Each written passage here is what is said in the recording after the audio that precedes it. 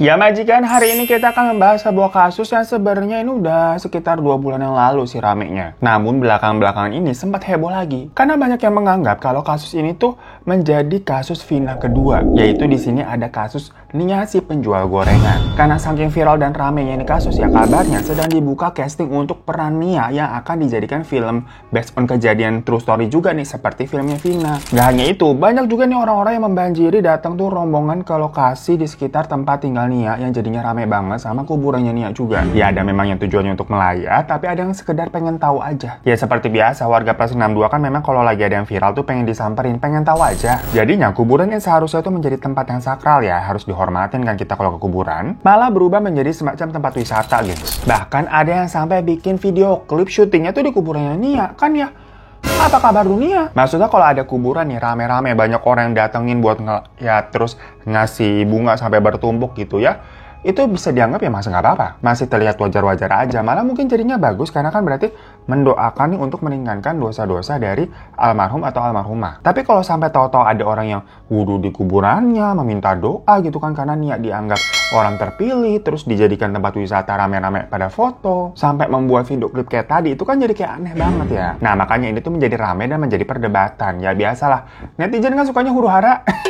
Jadi di sini kita akan membahas kronologi dari kejadiannya sendiri ya. Yang sebenarnya pas gue cari tahu beritanya nih, sedikit banyak gue sih sebenarnya mengerti kenapa akhirnya ini tuh bisa menjadi viral dan rame. Nah, Nia Kurniasari itu adalah seorang perempuan berusia 18 tahun pada saat kejadian yang berasal dari Padang Pariaman, Sumatera Barat, di mana dia mendadak membuat masyarakat menjadi iba dan bersimpati kepada kehidupannya. Karena dikatakan sedari kecil hingga terakhir kali tuh sebelum dia tiada, dirinya itu kerap berjualan gorengan di sekitar lingkungannya. Tapi Nia ini kayak sebagai penjualnya aja. Yang mana dia ngambil dari bos gorengan. Ada namanya Bu Samidawati. Kalau istilah sekarangnya tuh mungkin bisa disebutnya reseller gitu ya, menjual kembali. Yang untungnya dari satu gorengan itu katanya 200 perak ya. Karena harga gorengannya dari Bu Samidawati itu 800 perak dijualnya, sama Nia dijual lagi 1000. Jadi untungnya 200. Dalam sehari kira-kira Nia ini bisa menjual 200 sampai 250 pieces gorengan. Yang berarti untungnya sekitar 40.000 sampai 50.000 lah sehari. Pokoknya Nia ini berjualan gorengan itu udah dari SMP ya, sampai dia lulus SMA, terus aja tuh. Jadi gorengannya waktu dia masih sekolah dibawa ke sekolah, terus dijual ke teman-temannya, abis itu dia keliling kampung tuh tiap hari. Nah di part ini makanya banyak orang-orang yang jadinya bersimpati sama Nia, karena dilihat nih anaknya berarti memang gigih banget. Apalagi jalur yang Nia lalui tiap hari tuh untuk keliling jualin gorengannya dari kampung ke kampung, jauh gengs. Pokoknya total perjalanan biasa dia tempuh setiap hari tuh sekitar 5 km. Dimana di antara jalan-jalan itu tuh nggak jarang banyak yang keadaannya masih sepi. Yang namanya juga ini kan masih di desa, masih banyak hutan, masih banyak jurang gitu ya. Bayangin aja, waktu berarti dia masih kecil gini sendirian tuh bawa gorengan dan harus jalan sejauh itu dengan kondisi yang cukup ekstrim. Meskipun begitu, Nia ini nggak pernah mengeluh dan terus saja udah menjalani kehidupan hari-harinya. Bahkan di sekolah, dia itu dikatakan merupakan anak yang berprestasi juga dalam bidang akademis, karena beberapa kali dia tuh ranking 1 dan nggak pernah keluar dari ranking 5 besar lah. Dan dalam kegiatan ekstrakurikuler yang dia geluti yaitu pencaksilat, dirinya juga berprestasi gengs, karena dia udah sampai sabuk coklat dan pernah menjadi juara 1 lomba silat tingkat provinsi. FYI aja buat teman-teman mungkin semua yang nggak paham warna-warna sabuk-sabukan pencaksilat gitu ya. Kalau coklat itu berarti udah bisa menjadi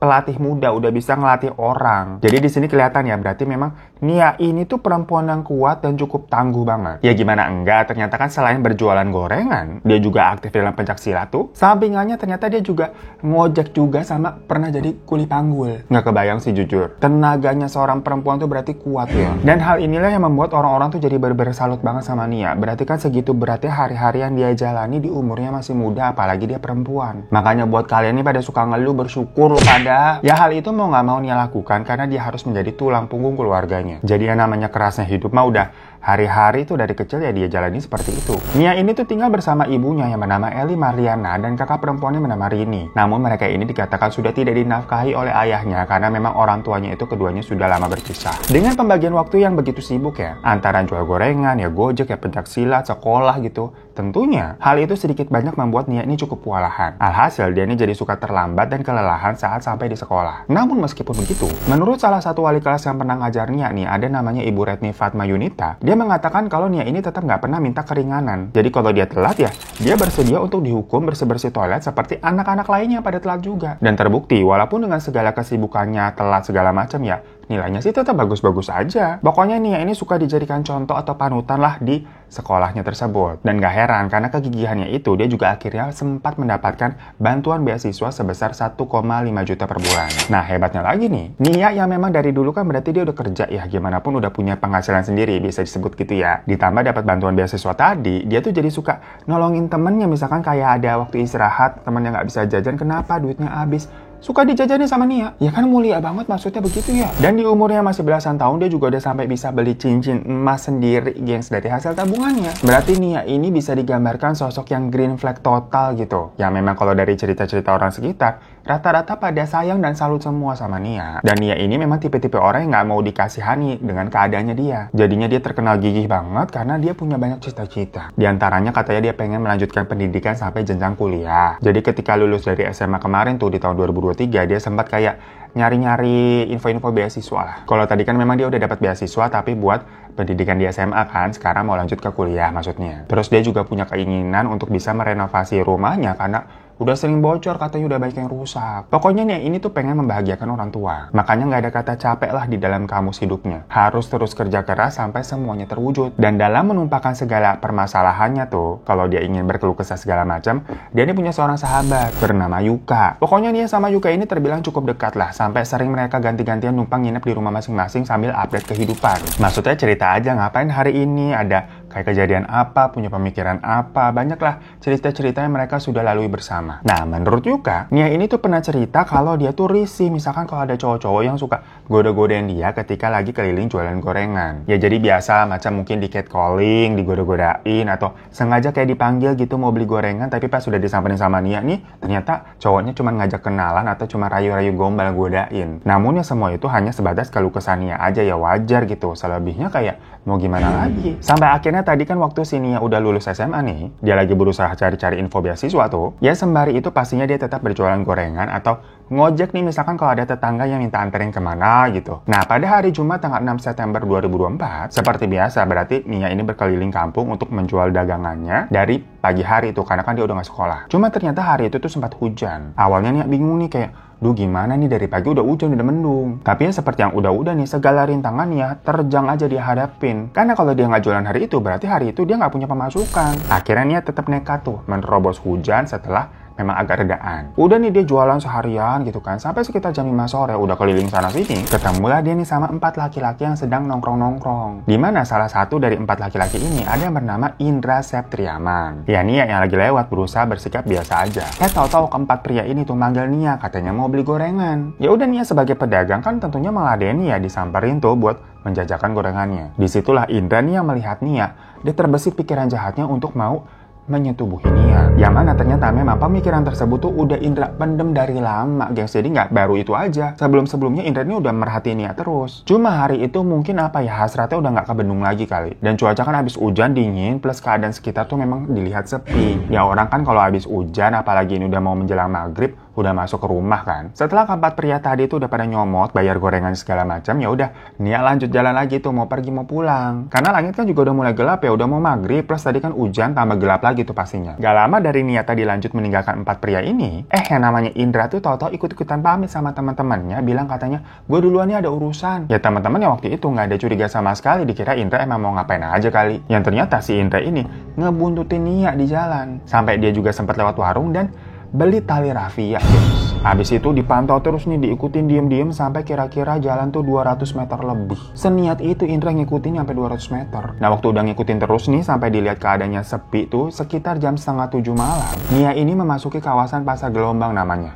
Ya memang itu jalur yang pasti selalu dilewati Nia nih kalau pulang. Ya karena keadaannya udah mau malam dan habis hujan, jadinya kondisi di sekitaran sana tuh bener nggak ada orang. Barulah di situ si Indra berlari ngejar Nia dan menyekapnya, dibekep gitu pakai plastik supaya memang tujuannya Nia ini kehabisan nafas. Nah di sini walaupun konteksnya tadi kita sudah menceritakan Nia ini jago silat dan pernah juara silat juga, tapi ternyata tenaganya kalah dengan Indra yang merupakan laki-laki yang mungkin juga udah kesetanan kali itu tenaganya si Indra. Sampai akhirnya ya Nia pingsan. Dari situ Indra ini membawa Nia digotong tuh ke dalam hutan yang lokasinya jauh banget gengs, di perbukitan. Bayangin aja nih ya, jaraknya dari Pasar Gelombang tadi ke hutan itu sekitar 300 meter. Makanya gue bilang Indra ini kayaknya kekuatannya kesetanan dah. Lah, gotong orang 300 meter jauh banget, itu kuat banget loh. Sesampainya di hutan itu, Nia diikat pakai tali rafia yang tadi udah dibeli di warung ya. Dan di situ Indra melakukan niatannya yang memang sudah lama dia pendam.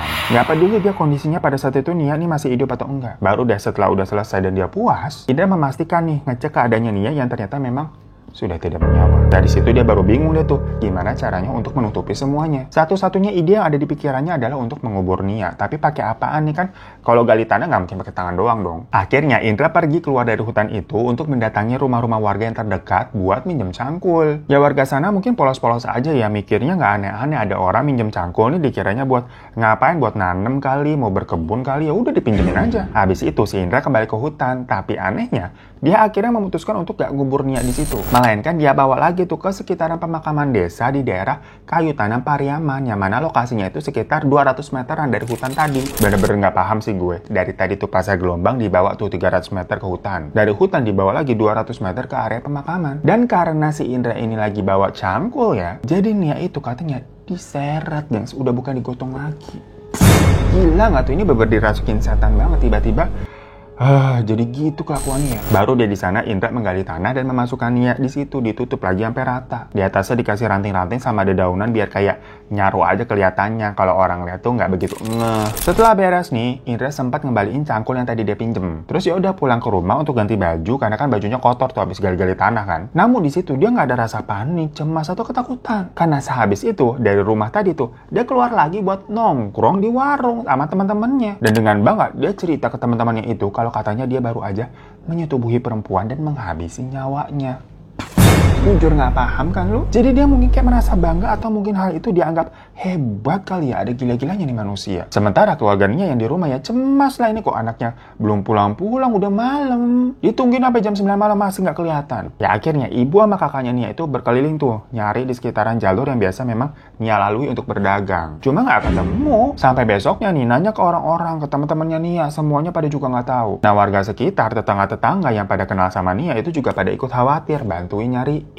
Sampai pas ditelusurin tuh jalur yang biasa Nia lalui, kok dilihat ada gorengan berserakan di sekitar jalan itu. Selain itu juga ditemukan ada jilbab hitam. Yang pas dilaporin ke ibunya, ternyata benar itu jilbab hitam yang biasa digunakan sama Nia dan memang terakhir kali Nia gunakan. Wah, jangan-jangan benar nih kalau begini terjadi sesuatu sama Nia. Cuma warga yang masih belum bisa menemukan Nia ya. Sementara kakaknya Nia tuh yang bernama Rini, itu katanya dia mendapatkan mimpi di mana Nia nih nangis-nangis minta tolong. Nah, di part inilah yang akhirnya juga disama-samain sama kejadiannya Vina, gengs. Kalau Vina kan ada temen yang kerasukan kan. Pokoknya kalau di mimpi kakaknya itu, arwahnya Nia ini seperti memberikan petunjuk kalau dirinya sudah tiada dan minta tolong untuk ditemukan. Sampai di hari Minggu tanggal 8 September nih, pencarian masih terus dilakukan. Hingga ada warga yang menemukan kok itu ada gundukan tanah yang mencurigakan ya. Tempatnya ada di area perkebunan yang memang nggak jauh dari area pemakaman. Dimana gundukan itu tuh kayak baru dibuat. Maksudnya tanahnya ini masih gembur di antara tanah-tanah di sekelilingnya tuh yang padat dan kering. Jadi kayak beda sendiri. Terus di atasnya juga ditutupin daun-daun sama ranting. Pokoknya terlihat mencurigakan lah, sus banget. Ya karena itu akhirnya sama warga digalilah itu gundukan tanahnya. Ini apaan nih? Dan bener aja, baru digali dikit udah ada tangan manusia tuh yang mencoba. Dari situ langsung dilaporin ke polisi. Polisi tentunya juga langsung datang dan membantu proses penggaliannya, yang ternyata benar aja di dalamnya itu ada Nia yang dari kemarin dicari.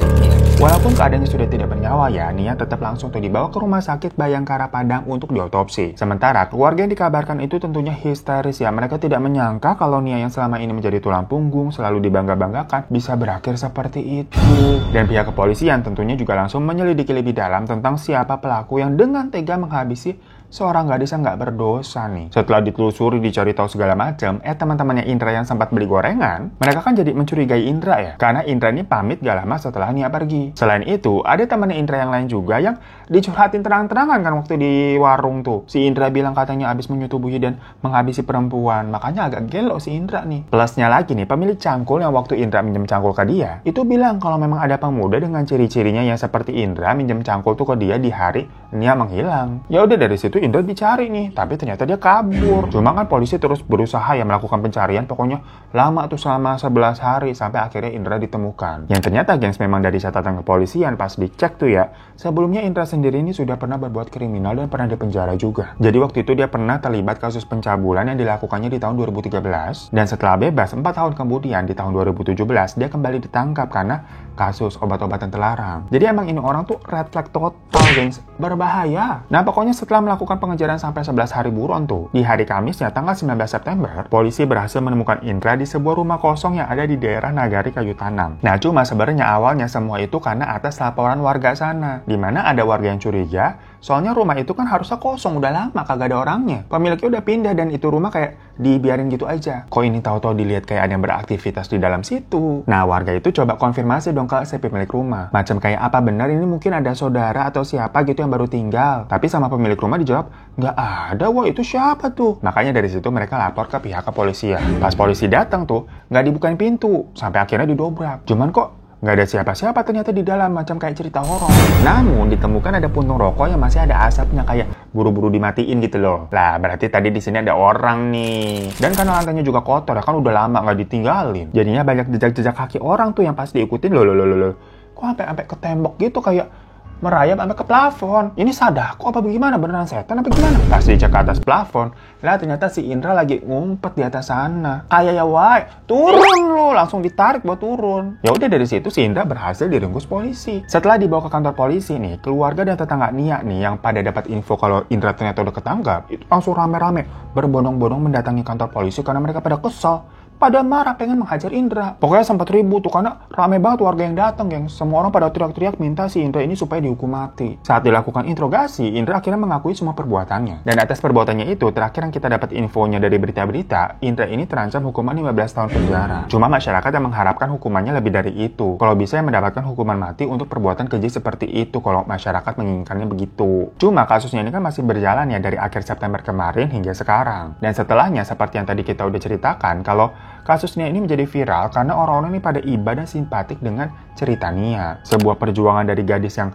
nggak kenal lelah melawan kejamnya dunia, tapi harus berakhir di tangan orang yang benar-benar kejam. Jadilah yang awalnya nih orang-orang datang ke kuburannya untuk mendoakan, terus viral, kebablasan. Maksudnya kayak, ya tadi, banyak orang-orang yang melakukan hal-hal aneh gitu loh. Ya kalau hanya sekedar di wilayahnya tahu-tahu banyak poster Nia, macam kayak dijadikan wilayah napak tilas yang suka dilalui tuh jalannya kan sama Nia, terus jadi banyak orang yang jualan, ya itu masih bisa dianggap oke-oke aja. Mungkin itu memang untuk membuka ladang rezeki, walaupun tetap pro dan kontra. Ya pokoknya sisi positifnya yang gue lihat sih, Nia ini seperti meninggalkan istilahnya apa ya, wangi untuk keluarga yang dia tinggalkan gitu. Semasa hidupnya kan dia memang berjuang untuk ibu dan kakaknya. Dan setelah dia tiada, dia tuh seperti meninggalkan warisan dengan banyak orang yang berdatangan tuh ngasih ini itu, ibaratnya kan membantu. Yang mana ibu dan kakaknya pastinya juga jadi nggak kesusahan ya. Walaupun juga kita nggak tahu dalam hatinya mereka tuh gimana. Soalnya ya namanya sosok Nia ini kan telah tiada dan nggak bisa digantikan juga. Namun yang menjadi masalah adalah karena tadi tahu-tahu banyak yang datang ke kuburan hanya untuk sekedar FOMO-FOMOan doang gitu, foto-foto, update status macam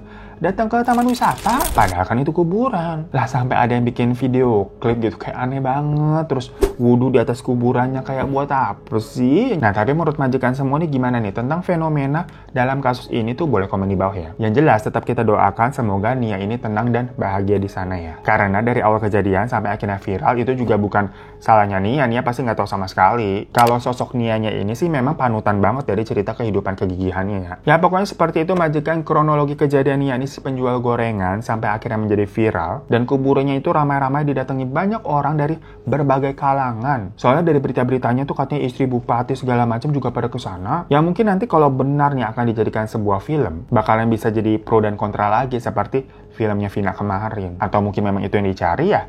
Kita lihat nanti. Terima kasih semuanya dan mohon maaf kalau ada salah-salah kata. Dan sampai jumpa lagi di kasus-kasus mistis selanjutnya. Assalamualaikum warahmatullahi wabarakatuh. Misteri dunia tak kenapa. Misteri dunia memang sudah pada gila.